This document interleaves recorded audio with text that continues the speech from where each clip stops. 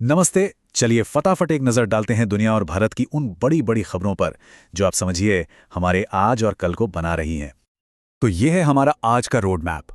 हम वैश्विक मंच, पर्यावरण, भारत की तरक्की, बड़े बड़े अवार्ड्स और साल के कुछ अहम चेहरों पर बात करेंगे।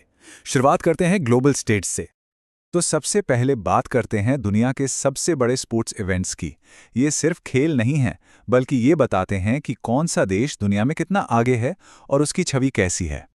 तो सवाल ये उठता है कि आने वाले सालों में दुनिया के सबसे बड़े खेल इवेंट्स होंगे कहाँ और इससे हमें क्या पता चलता है। चलिए देखते हैं। तो जरा इस लिस्ट पर नजर डालिए। साफ दिख रहा है कि बड़े बड़े इवेंट्स अब नए नए देशों में हो रहे हैं और भारत इसमें एक बहुत बड़ा प्लेयर बन के उभर रहा है। सोचिए, 2030 के कॉमनवेल्थ गेम्स अहमदाबाद में और 2036 ओलंपिक्स के लिए भारत की दावेदारी। ये दिखाता है कि इंडिया अब ग्लोबल स्टेज पर पीछे नहीं है। और हाँ, 2026 का फीफा वर्ल्ड कप तो कुछ अलग ही होने वाला है। पहली बार 48 टीम्स और कमाल की बात यह है कि 3 देश मिलकर इसे होस्ट कर रहे हैं। ये अपने आप में एक बहुत बड़ी बात है, एक तरह से एकता का प्रतीक। अच्छा, तो स्पोर्ट्स से आगे बढ़ते हैं और एक और बहुत जरूरी मुद्दे पर आते हैं, अपने प्लैनेट को बचाने पर। देखते हैं भारत अपनी कुदरती और सांस्कृतिक धरोहर को बचाने के लिए क्या कर रहा है। भारत में रामसर साइट्स की गिनती अब 94 हो गई है। ये वो वेटलैंड्स यानी दलदली जमीनें हैं जो हमारे पर्यावरण के लिए समझिए फेफड़ों की तरह काम करती हैं। और अच्छी बात यह है कि इनकी संख्या लगातार बढ़ रही है। और जो सबसे नई 3 साइट्स जुड़ी है ना, वो तीनों की तीनों बिहार में हैं।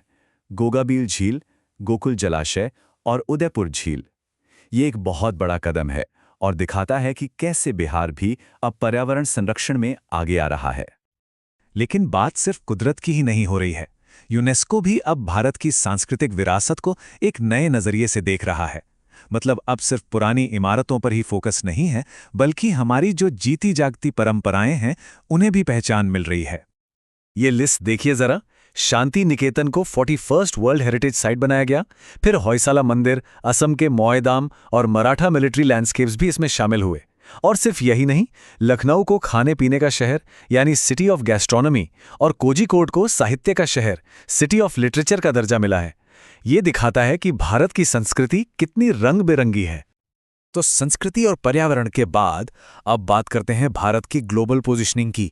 मतलब सैन्य ताकत और दूसरे जरूरी पैमानों पर भारत आज कहां खड़ा है। ये स्लाइड एक ही सिक्के के दो पहलू दिखाती है। एक तरफ ग्लोबल फायर पावर इंडेक्स के हिसाब से भारत दुनिया की चौथी सबसे बड़ी मिलिट्री पावर है, अमेरिका, रूस और चीन के ठीक बाद। लेकिन दूसरी तरफ ग्लोबल हंगर इंडेक्स में हमारी रैंक 102 है। यह दिखाता है कि देश के पास ताकत तो है, लेकिन अभी भी कुछ बड़ी चुनौतियां सामने खड़ी हैं। और अपनी सैन्य ताकत को और मजबूत करने के लिए भारत लगातार दूसरे देशों के साथ मिलकर मिलिट्री एक्सरसाइज करता रहता है। जैसे नेपाल के साथ सूर्य किरण, सिंगापुर के साथ बोल्ड कुरुक्षेत्र और अमेरिका के साथ युद्धाभ्यास। इससे होता यह है कि हमारी सेनाएं दूसरे देशों की सेनाओं के साथ मिलकर काम करना सीखती हैं, तालमेल बेहतर होता है। चलिए अब बात करते हैं अवार्ड्स और सम्मान की। देखते हैं कि इस साल किन लोगों और संस्थाओं को उनके कमाल के काम के लिए दुनिया भर में सराहा गया है। एक लाइन है, अतीत एक चमक है, आंख के पिछले हिस्से में जली हुई एक याद। ये लाइन एक ऐसे नॉवल से है जिसने हाल ही में दुनिया का एक बहुत बड़ा लिटरेरी अवार्ड जीता है। तो 2025 का बुकर प्राइज मिला है डेविड ज़िज़लेज को उनके नॉवल फ्लैश के लिए। ये अवार्ड इसलिए खास होते हैं क्योंकि ये हमें दुनिया के कोने कोने से ऐसे लेखकों से मिलवाते हैं जिनकी आवाज़ शायद हम तक कभी पहुंच ही ना पाती। अब बात नोबेल प्राइज 2025 की। मेडिसिन में ये अवार्ड इम्यून सिस्टम पर काम करने के लिए रैम्सडेल, ब्रूंको और साकागुची को मिला है। लिटरेचर में लैज़्लो क्रास्नाहोर्काई और पीस प्राइज मिला है मारिया कोरिना मचारो को, लोकतंत्र के लिए उनकी लड़ाई के लिए। और भी कई बड़े अवार्ड्स हैं, जैसे Ramon Magsaysay award educate girls नाम की संस्था को मिला। सुनील अमृत को उनकी किताब द बर्निंग अर्थ के लिए ब्रिटिश एकेडमी प्राइज मिला। और हाँ, भारत के लिए गर्व की बात, मिस्टर यूनिवर्स 2025 बने हैं शेरी सिंह। वहीं मिस यूनिवर्स मेक्सिको की फातिमा बॉश और मिस वर्ल्ड थाईलैंड की ओपल सुचाता बनी हैं।